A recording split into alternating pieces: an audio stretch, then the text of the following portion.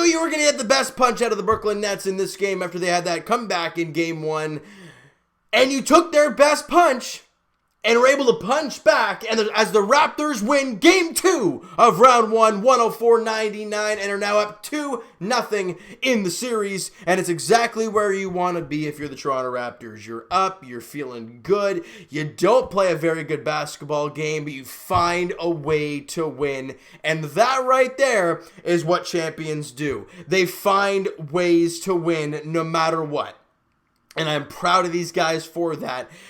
There were some good performances, there were some shaky performances, but in the end, this team collectively was a group, was a team, and they came away with a victory, and you saw it there late in this basketball game. Let's start right at the beginning here. In the first quarter, Raptors were having a tough time defensively. At one point, down 14 points in that early going into the first quarter. They end up getting it down to 4, but you're still stuck after one quarter of play.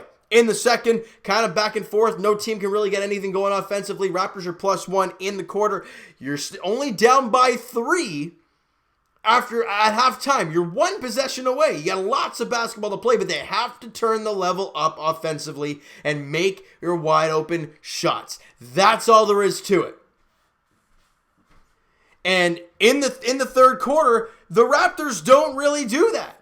27-24 in favor of Brooklyn. The Raptors turn the ball over. They can't make shots. And just like that, oh, my math is terrible. Raptors are down by 6 at the end of 3 quarters of play. And we're like, hey, we know this team can do it. We have seen this team in fourth quarters go out there and dominate and win ball games. And that's what we're hoping and expecting to see here today. And the Raptors go out there in the fourth. And they struggle to start. However, They kind of turn an extra gear around about midway through. I don't know, I'd say about, 3 or 4 minutes into the fourth quarter. I could be wrong, but it's in and around there where the Raptors turn the Jets on. And they, because in this game, it was a lot of, they get a big lead. Raptors come back to about 3 or 4. They build up the lead again. And then at one point, the Raptors had a 1-point lead, but then that was gone. They got it back up to like 8, and it was just a disaster. Then the Raptors took a 1-point lead again in the fourth quarter. But this time, they did not let off the gas pedal. They kept it going. They kept ramming it down the throat of the Brooklyn Nets and just kept pounding. At one point, Raptors had a 9-0 run. And as I always say, it's not who makes the biggest punch, because they had the biggest punch to start the game. But it's when you make the most important one, that is what matters in the NBA. And the Raptors, they didn't have a great first 3 quarters, but they hung around and made that big final punch in the fourth quarter. We went on a 9-0 run to build that lead. I think it was up to like 7 or 8 at that time. Now, they did come back and they made it back and forth. But if I'm not mistaken, after the Raptors had that 9-0 run, they did not lose the lead once. After that, they locked down defensively. They were still struggling to make shots. But if you look at the last 4 or 5 minutes of this game, the defensive intensity for the Raptors just rose right up. And they played very well. I got to give the Brooklyn Nets credit. They played extremely hard. But I just think the Raptors down the stretch turned up the heat, and it was just way too much for the Brooklyn Nets. It just really was. And the Raptors won that fourth quarter with the most points they scored in the game, in the quarter, 30. And the least they gave up, 19. So, like I said, you were the best team in the fourth quarter when you needed to be. Plus 11 in the fourth quarter to come away with the 5-point victory. And there were a lot of big nights for this team. We'll talk about that very shortly here. All right. Shooting-wise, Raptors shot 44% from the field. Not the greatest. They struggled, like I said, for most of this game. Obviously, the fourth quarter numbers were kind of elevated because, the 44% is a little bit elevated because of the fourth quarter numbers. But this team won. They made 22 threes in the last game. You knew they weren't going to do that again. But the Raptors only made 9 threes in this game. They were 9 for 35. They really struggled from 3. 26% from beyond the arc. Raptors hold Brooklyn to 39% from the field and 34% from 3. But they made 5 more threes in this game. That is a big number. It's 15-point differential in the 3-point shot. That's a big difference if you're the Raptors. Rebounding, the free throw line was a disaster for the Raptors today. Absolute disaster. They shot 68% from the free throw line, but that actually came up because earlier in the ball game, they were terrible. At one point, they were like 8 of 16 from the line, and we're like, what is going on here? They were 50%. They couldn't make shots. Pascal was missing some. OG missed 2 free throws in a row. Lowry missed 2 free throws in a row. We're like, who is this team? They were really struggling, and Brooklyn was 19 of 27, so they weren't much better from the free throw line. Thank goodness. Rebounding, they were plus 2, 46-44. Offensive glass, Raptors were actually plus 8, 8-7. And the assists, 22 for the Raptors in this game. They had 25. And steals, we had 7 steals to their 3, 6 blocks apiece. And the big number for the Toronto Raptors, 9 turnovers, single-digit turnovers. They had 17 turnovers, including an extremely costly one on the final shot of the game, leading to a Norman Powell breakaway slam to close this game out. Big time. Look, 9 turnovers in the game. You're going to win a lot of ball games that way if you take care of the basketball like that. That's incredible. Points to the paint, 48-32 in favor for the Raptors. They really got downhill. They really went downhill into the paint. They did a really good job getting down there and making things happen and causing havoc down there. Second chance points, 9-9 apiece. And in the fast break, 19-16 in favor of the Raptors. If I'm not mistaken, in game 1, the Raptors actually lost the fast break by quite a bit. But they were out there. They went out there and they made the runouts happen. And I got to say, a lot of those happened again in that fourth quarter when they really made things happen. Because as we know with this Raptor team, when their defense is so solid as it was in the fourth, it just leads into their offense and it gets them in the fast break where they are so good. And the transition offense was fantastic there in the later goings of this game. Now, Pascal Siakam, look, everyone loves to talk about Pascal's struggles, and that's fine. But you got to watch this game entirely and focus on Pascal to really realize what he did today. He had 19 points, 6 boards, 3 assists. He shot 6 of 14 from the field, 5 of 9 from the free throw line. He was 2 of 4 from 3. He had a steal and a block in the game. It was a -9 when he was on the floor. But what I noticed from Pascal is early going, he was great. Finding ways to get his shots, doing good things, not forcing anything.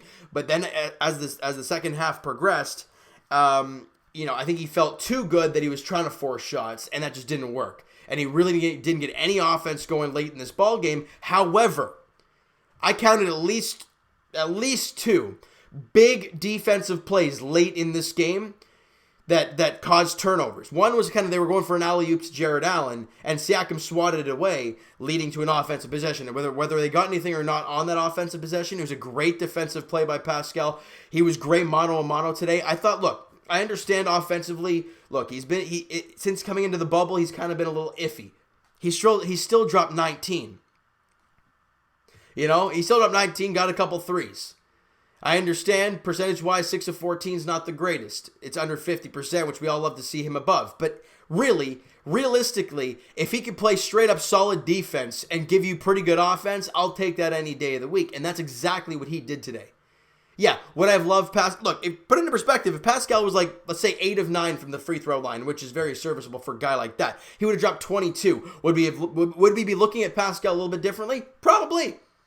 Because he dropped 22. He's in the 20 figures.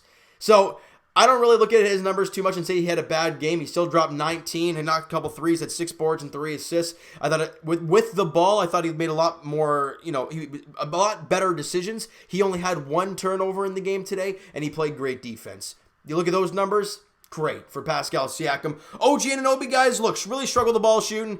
Really struggled shooting the ball. That's what I was going for. 6 points, 5 boards, and an assist on 2 of 8 shooting. It was 0 of 3 from 3, 2 of 4 from the line, 2 steals, 2 blocks for OG. I always said, OG played good defense. He had 2 steals and 2 blocks. Make your threes. He was 0 of 3. But I gotta say one thing: how in the good beautiful Lord was that on Karuk's not a flagrant foul? I understand that we heard if you guys were watching my videos a little ways, but I think it was actually in the bubble, if I'm not mistaken, or maybe it was not. I can't remember. They didn't. It was against Miami in the bubble. Actually, they didn't call a flagrant foul when OG got tripped up by Dragic, and the reasoning was he didn't get injured, so it's no flagrant foul. And I'm like, are you really that stupid? And today, Karuk, like Jack Armstrong said it perfectly. He was a freight train in this. You see him running down the floor, start to set a pick for OG, put his shoulder and arms up into him and plow right through him, and then try to go, whoa, I got hit there. I mean, the fact that he was going flying full speed, didn't set his feet, arms up, pushing off, he looked like he tried to body check OG. Nope, not a flagrant foul, it's a common foul. What, because he didn't get hurt? I don't know. That was a ridiculously stupid call. I thought it was hilarious when they called that a common foul. The refs are too damn scared to call one because then they're going to get an earful from the opposing team. But it's blatantly obvious. So I just wanted to bring that up. But then after that non-flagrant call, OG played a couple stellar defensive possessions and that mean throwdown that he did off the dribble. That was incredible by OG. And yeah, he only had 6 points and 5 boards and didn't shoot the ball very well. But like I said, great defense, and he made an impact offensively. 6 points, 5 boards, and the defense that he brings you on any given night. He was a +1 on the floor. Marc Gasol, really rough night for him. Terrible night for Marc Gasol. I don't say that too often, but he was really tough out there today. 17 minutes, didn't have a bucket, 4 boards, 2 assists, 0 of 2 shooting, missed the 1 3. He took us a -13 on the floor. He really struggled in this ball game, did Marc Gasol. Kyle Lowry, he's going to do what Kyle Lowry's going to do. Be a dog all the time. 21 points, 9 boards, 3 assists, shot 7 of 14, 4 of 6 from the line, 3 of 6 from 3, 2 steals, a block, and an even player. And of course, he's going to take a couple offensive fouls because why? Kyle Lowry is a dog. He's going to do that consistently. Great job for Kyle. A fantastic game for him. Fred VanVleet, percentage-wise, not the greatest, but 24 points, 5 boards, 10 dimes for Freddie V. 8 of 22 shooting, 5 of 5 from the line, 3 of 11 from 3. He had a steal in the ball game, was a +1 on the floor, and honestly, my MVP from tonight's game, Norman Powell. The reason I'm giving it to him is because whenever his number was called, he made an impact. 24 points, 6 boards, 2 dimes, 11 of 17 shooting, was 1 of 2 from the line, was 1 of 6 from 3, but he had a steal in the ball game, was a +16 while he was on the floor. Norm made a huge impact in this game for the Toronto Raptors, and that is why he's my MVP. Look, Freddie and Lowry, they did incredible as usual.